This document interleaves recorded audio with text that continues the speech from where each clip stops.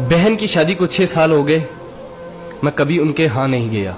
ईद शब रात अम्मी या अब्बू चले जाते थे। एक दिन मेरी बीवी मुझसे कहने लगी कि आपकी बहन जब भी घर आती है उसके बच्चे घर का हशर नशर कर देते हैं, और आपकी माँ जो हमसे चुप चुपा कर कपड़े, साबुन और कभी कभी को चावल के थैले भी भर के दे देती है।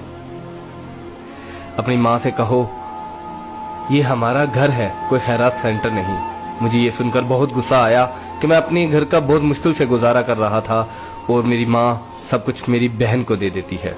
बहन एक दिन घर आई हुई थी तो उसके बेटे ने टीवी का रिमोट तोड़ दिया। मैंने माँ से गुस्से से कहा कि माँ, बहन को कहा करो ईद के दिन आया करे, और ये जो आप साबुन चावल और ये जो चीजें देती हो इनको बंद करें। माँ चुप रही, लेकिन बहन ने ये सारी बातें सुन ली।